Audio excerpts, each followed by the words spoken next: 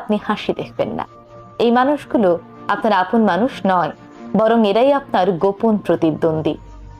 3 নম্বর, যারা শুধুমাত্র আপনার কাছ থেকে সুবিধা নিতে চায়।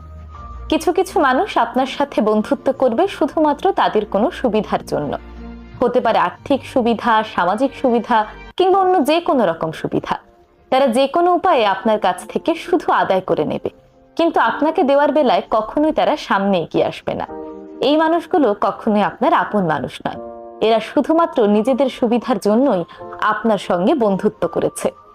4 নম্বর, যারা আপনার অনুপস্থিতিতে আপনাকে নিয়ে সমালোচনা করে।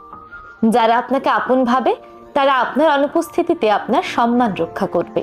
কিন্তু যারা আপনার অনুপস্থিতিতে আপনাকে নিয়ে বদনাম করবে, সমালোচনা করবে, বুঝে নেবেন এরা কখনোই আপনাকে আপন ভাবে না, বরং এরা আপনার জন্য ভীষণ বিপজ্জনক হতে পারে।